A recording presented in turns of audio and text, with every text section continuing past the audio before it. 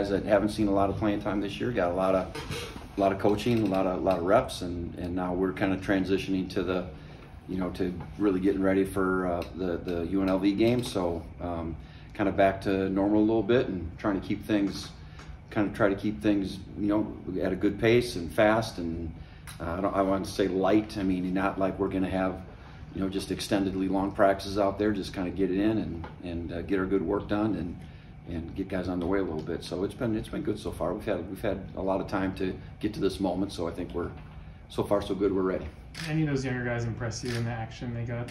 Yeah, a lot of them did. I think we've got some interior defensive tackles that I think can certainly, as they continue to fill out and grow, they'll I think they can play. And I think there are a number of guys on the back end, the back seven. I think there's guys that really at every position that we're hopeful for, and it's just good to be able to spend a little bit of time with them.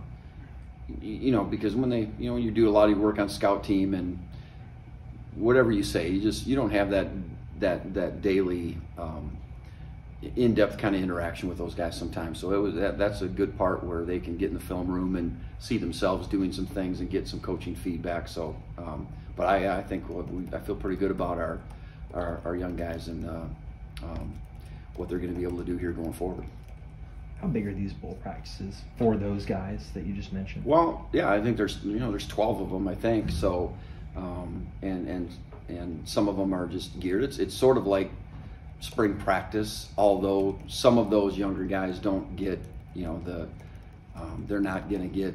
It's not going to be 12 practices where they're going to get a million non-scout kind of reps. But I think it's still training, it's still practice, it's still being involved in the program, it's still kind of instilling our cultures and our values and our way of doing things. It's more time. So I think it's always good.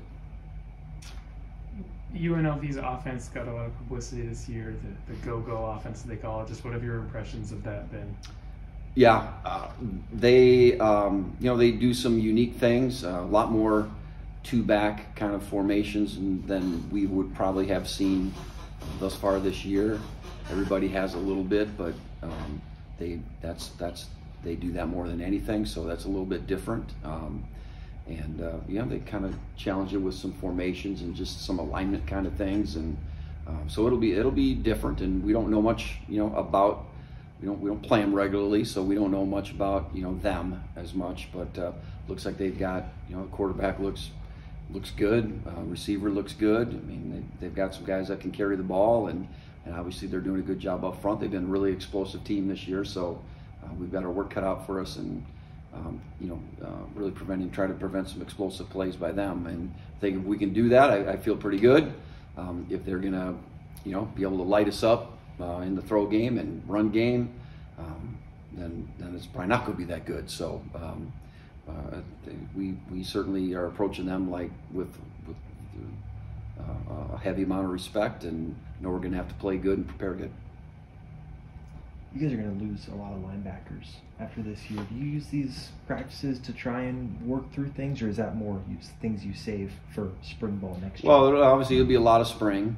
And it was last week of some of those things, but there's only so much you're going to do right now. And again, we've done a good job all year long of getting a lot of players in the mix. So yeah, we're going to lose a couple, but we've also got 4 other guys that have played a lot. So Jason Gilliam just keeps coming along, and we're kind of moving him around a little bit to some different spots to see where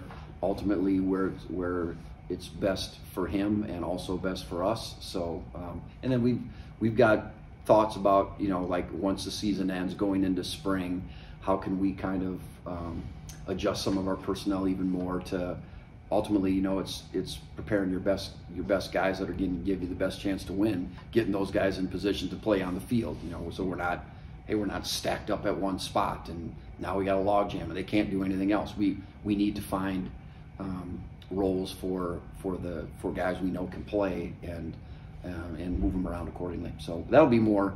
It happens a little bit now, but it'll be more obviously postseason as well.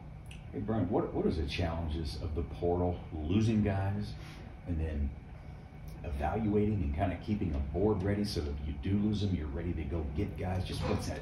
Yeah, I don't know, it's crazy. I guess that's the most descriptive word I could find for it.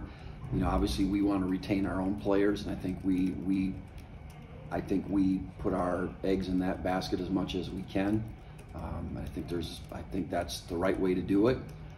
But at the end of the day, you know, things are what they are, and maybe you're not going to keep everybody, which obviously we can't, so are not going to. So yeah, we've tried to identify certain positions of need, and we every day there's guys that come through on our hit list, and we watch, and we kind of figure out, hey, this is really a guy we can go on, and we try to investigate and find things out. So I feel like we're always prepared in case something would happen.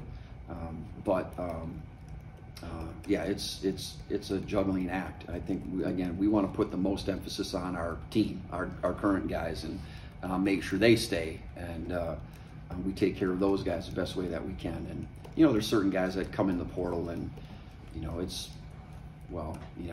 about money, you know, and I'm going to need this much. Well, we're not in that game, you know, so we got to try to find the right niche of guy that's looking for the right things, and you know, isn't looking to become a millionaire in this whole deal, because that's just, I don't think that's just where we're going. So what have your sort of initial thoughts been on Coach Grimes and how he can integrate with what you guys are doing? Yeah, he's you know, a lot more of a low-key personality. I don't fully know, because I think he's still trying to feel his way and observe a little bit, and not you know, he's not stepping into things too deep here, I don't think, right now. But my interactions with him, he's a good man, and kind of fun to talk to, and just, you know, trying to get to know each other a little bit, and so it's good. And I know he writes notes all the time out there on the field, so he's making some observations about players and just about things. And I think when his time comes to really step into that role, I think it'll be good. He'll be ready, and guys will respond to him pretty well. I feel like guys. I think he's so far from what I can see. You know, guys like him, and are, you know, are happy he's here. So I think it'll be good.